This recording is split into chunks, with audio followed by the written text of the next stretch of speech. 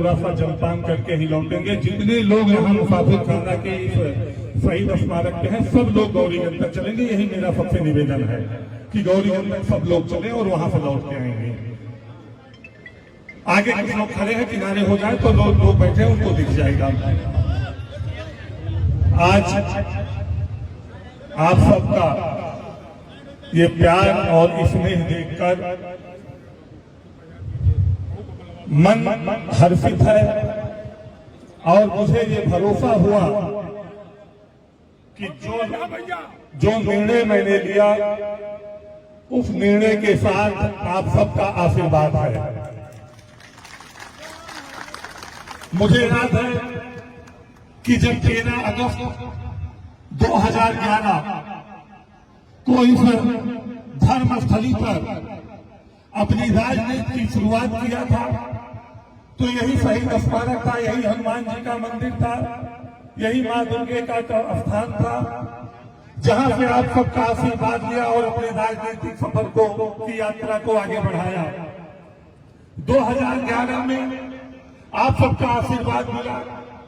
2012 तक निरंतर आप सबके चौखट पे माथा टेकता रहा और आप सबका आशीर्वाद मांगता रहा। आप सबके आशीर्वाद से निर्वाचित हुआ और उत्तर प्रदेश की विधानसभा में गया। और मैंने कहा था कि एक बार आप हम पर भरोसा करिए, उसके बाद आप हमारे लिए निकलकर वोट मांगेंगे। और वो प्रमाणित हुआ इस बात से कि जब 2012 के चुनाव में 44,973 वोट मिला था, वहीं 2017 के चुनाव में 78,000 आप लोगों ने वोट देकर 26,000 से निर्वाचित करने का काम किया। ये कहीं न कहीं आपका प्यार, स्नेह और हमारी मेहनत, हमारे परिवार की मेहनत रही। 2022 का चुनाव आया, फिर आपका आशीर्वाद मिला और फिर आपने पूरे उत्तर प्रदेश में चाहे जहां वोट घटा हो समाजवादी पार्टी के प्रत्याशी का, लेकिन गौरीगंज में वोट परसेंटेज बढ़ा और आपने पुनः गौरीगंज से जिताकर भेजने का काम किया। मैं केवल इतना कहूंगा आप सबसे कि जो निर्णय लिया, हमारे बीच में घीफन दादा भी बैठे हो, नाम किसी का नहीं ले रहा हूं, इसलिए कि पूरी विधानसभा में कोई ऐसा राजनीतिक व्यक्ति नहीं है, कोई ऐसा सामाजिक व्यक्ति नहीं है, कोई ऐसा धार्मिक व्यक्ति नहीं है जिसको मैं यहाँ से लेके और चौराहे तक देख पा रहा हूँ, यहाँ नहीं है। इसलिए सबको उसमें समाहित करता हूँ और सबसे आशीर्वाद की कामना करता हूँ। मैं आपसे पूछना चाहता हूँ कि यदि मेरा निर्णय सही है तो जरूर अपना आशीर्वाद हमको दीजिएगा।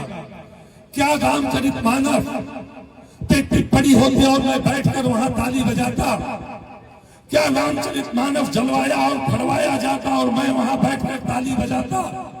क्या वहां जातियों में हमको बांटकर अपमानित करने का काम किया जाता और उत्तर प्रदेश को कमजोर करने का काम किया जाता तो मैं बैठकर वहां ताली बजाता? क्या भगवान राम के दर्शन से मना किया गया, उसके बाद भी मैं बैठकर वहां ताली बजाता और उनका सम्मान बढ़ाने का काम करता?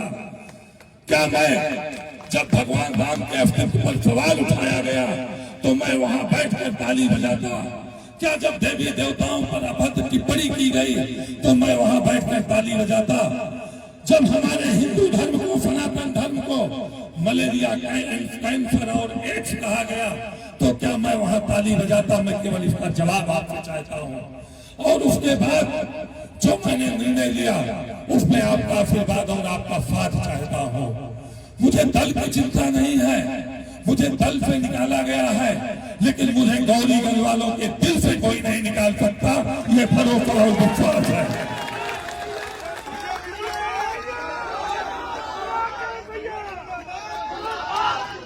राकेश भैया जिंदाबाद, राकेश भैया जिंदाबाद, राकेश भैया जहां तुम वहां हम, राकेश भैया जिंदाबाद।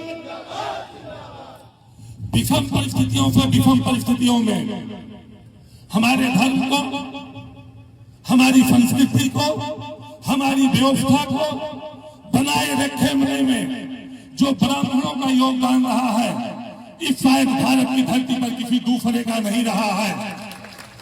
किसने आपको यह अधिकार दिया है? किसने आपको यह अधिकार दिया है कि आप 2 पर्चे पत्र लेके घूमने? हम बाबा रामदेव जो यादव समाज से हैं, उनके प्रोडक्ट को लेते हैं, प्रयोग करते हैं कि नहीं करते हैं? बाबा रामदेव जब बोलते हैं तो हम उनको सुनते हैं कि नहीं सुनते हैं? जब हमको ये योग सिखाते हैं तो उनके सिखाए योग को हम करते हैं कि नहीं करते हैं?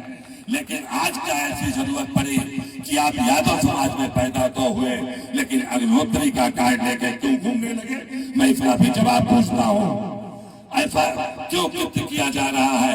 आप यादव बन के कथा करिए, यादव संत बन के कथा करिए, हम सारी संस्कृति होगी, हम धार्मिक भावनाओं से ओतप्रोत होंगे, तो आपके चरणों में नतमस्तक होते हुए आपकी कथा को सुनेंगे और आपका अनुसरण करेंगे। आप धोखा क्यों दे रहे हैं समाज को? आप समाज को बांटने का काम क्यों कर रहे हैं? और उसके बाद हारमोनिया बजाकर 21-21 हजार रुपए इनाम देकर संस्कृति को समाप्त करने का प्रयास किया जा रहा है, षड्यंत्र किया जा रहा है। मैं जानना चाहता हूं कि कोई 2-4 गलती किया होगा, किसी 2-4 नौजवानों ने किसी यादव का फिल्म उड़वा दिया होगा, मैं उसकी निंदा करता हूं।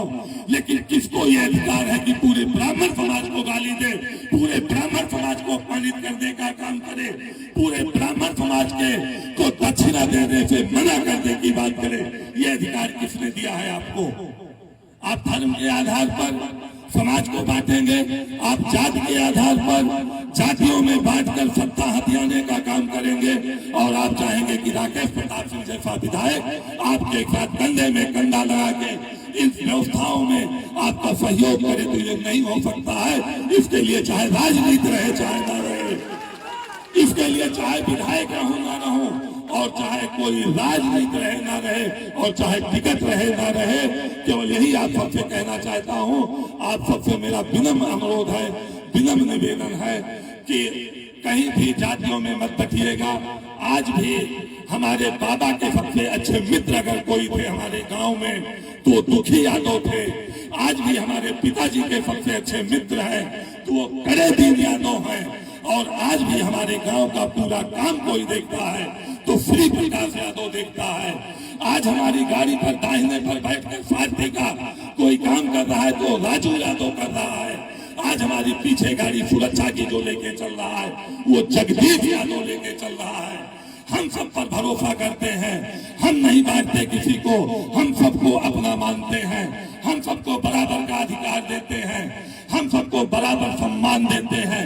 तो आप ऐसा क्यों कर रहे हैं? क्यों जातियों में बांटकर, क्यों ऐसा षड्यंत्र और कुचक्र रच रहे हैं?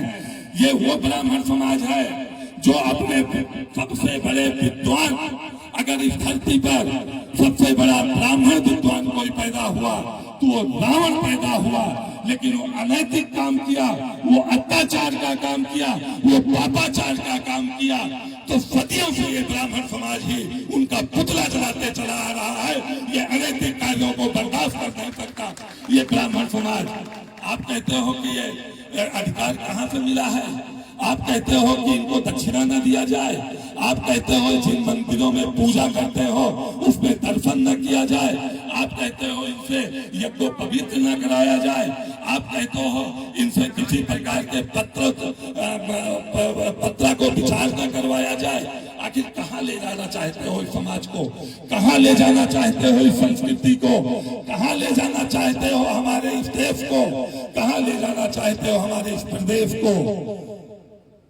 आज मैं केवल इतना कह सकता हूं आपसे कि आप सबका सहयोग इसी प्रकार से बना रहे, आप सबका साथ इसी प्रकार से बना रहे, आप सबका आशीर्वाद इसी तरह से बना रहे, आप दुख सुख के साथी हमारे बने रहे।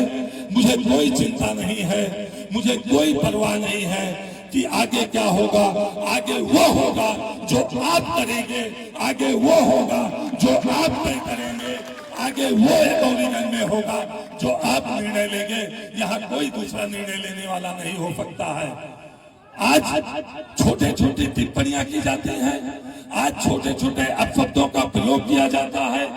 आज जिसको आपने निर्वाचित करके भेजा है, जिसने को आपने आशीर्वाद देकर भेजा है, उसको 2 कौड़ी का विधायक प्रवक्ता द्वारा कहा जाता है, उसको फटीचर कहा जाता है, उसको भिखमंगा कहा जाता है, तो ये सिर्फ राकेश प्रताप सिंह का अपमान नहीं किया जाता, गौरीगंज के उन 78,000 लोगों का अपमान होता है जिन्होंने हमको निर्वाचित करके उत्तर प्रदेश की विधानसभा में भेजने का काम किया है।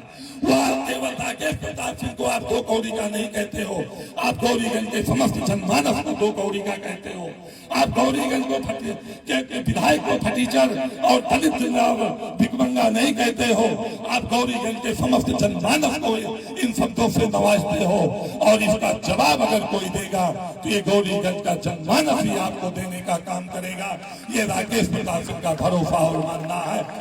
मैं आप सबके सभी बड़े बुजुर्गों के चरण रज को मस्तक पर लगा के जिस धरती पर 2011 से आपका आशीर्वाद लेकर राजनीतिक यात्रा की शुरुआत किया था, उसी धरती से आज मैंने निर्णय लिया कि उसी धरती पर माथा टेकूंगा, उसी धरती का आशीर्वाद लूंगा।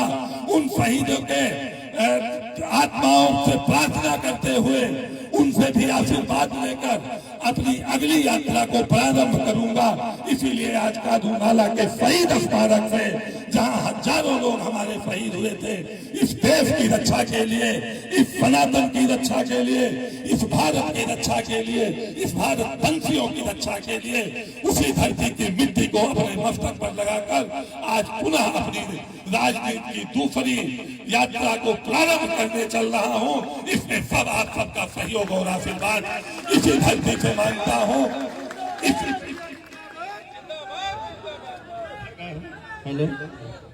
आज इसे धर्म की स्थली से, इसी शहीद की स्थली से, इसी बलिदानी स्थली से की मिट्टी को अपने मस्तक पर लगा करके आप सबसे यही आशीर्वाद मांगता हूं कि जो भी निर्णय आपके हुए उसमें मैं आपके साथ रहूंगा, लेकिन जब आपसे आशीर्वाद की मुझे जरूरत हो तो आपका आशीर्वाद हमको प्राप्त हो, और पुनः इन सबको जवाब देने का काम आप जरूर करेंगे। इस गौरीगंज से जवाब देंगे जिनकी मानसिकता बिगड़ चुकी है, जिनका मन मस्तिष्क बिगड़ चुका है, जिनको घमंड और गुरूर जिनके मन में आ गया है कि हम चाहे जिसको अपमानित करेंगे, हम चाहे जिसको बेइज्जत करेंगे, हम चाहे जिसके साथ जो करेंगे हम उसके साथ नहीं खड़े हो सकते। और एक बात कह के अपनी बात को समाप्त करने जा रहा हूं कि आप विधायक को गद्दार कह के जाते हो। मैं आपसे पूछना चाहता हूं कि 2017 का चुनाव लड़ रहा था, आपका जिला अध्यक्ष क्या कर रहा था, आपके जिले के पदाधिकारी क्या कर रहे थे, 2022 का चुनाव लड़ रहा था, आपका संगठन क्या कर रहा था, आपके लोग सपा का झंडा लगा के क्या कर रहे थे। अखिलेश जी, आपको तय करना पड़ेगा कि विधायक आपका गद्दार है कि आपका संगठन गद्दार है। मैं एक दावे के साथ कहता हूं कि आपका संगठन गद्दार है। आपके संगठन ने कहीं विधायक का साथ नहीं दिया, चाहे वो जिला पंचायत की सदस्य का चुनाव लड़ना हो, चाहे जिला पंचायत अध्यक्ष का चुनाव लड़ना हो, चाहे ब्लॉक प्रमुखी का चुनाव लड़ना हो, और चाहे विधानसभा का चुनाव लड़ना हो, चाहे धरना प्रदर्शन करना हो, चाहे थाने का घेराव करना हो, चाहे थाने की घटना रही हो, आपका संगठन आपके विधायक के साथ कभी नहीं खड़ा हुआ है। तो मुझे तो लगता है कि विधायक के साथ आपका संगठन न खड़ा हो, इसमें कहीं ना कहीं आपका भी इशारा था और आपकी भी सहमति थी। नहीं तो मैंने फोटो तक दिया, कांग्रेस की गाड़ी पर बैठकर आपके संगठन के मुखिया को प्रचार करते हुए आपने संगठन के मुखिया पे कार्रवाई क्यों नहीं किया अमेठी के, आपने उसको पद से क्यों नहीं हटाया। मैं गौरीगंज के सपा के उन जाबाज कार्यकर्ताओं से, ईमानदार कार्यकर्ताओं से, मेहनती कार्यकर्ताओं से ये जरूर आह्वान कहता हूं कि इस बात का हमेशा ध्यान रखना कि विधायक आपका था, विधायक आपने बनाया था, विधायक आपका ही रहेगा, आपके दुख सुख का साथी रहेगा, आपका हमदर्द रहेगा। आपको जब भी जरूरत पड़ेगी उसका तन मन धन सब आपके लिए न्यौछावर होगा, लेकिन इन गद्दारों को जवाब देने के लिए आप ही हमारे साथ खड़े रहिएगा। ये मन आप भी साफ रखिएगा, ये मन बना के आप भी रखिएगा। मैं पुनः आप सबका आभार व्यक्त करते हुए, मौसम खराब है, थोड़ा लेट से पहुंचा, लेकिन जिस उत्साह के साथ, जिस ताकत के साथ आप सब लोगों ने मुझे आशीर्वाद दिया, सहयोग दिया और लखनऊ तक पहुंच के वहीं से अगुवाई करते हुए इस शहीद स्थल तक ले आने का काम किया और यहाँ से चल के गौरीगंज तक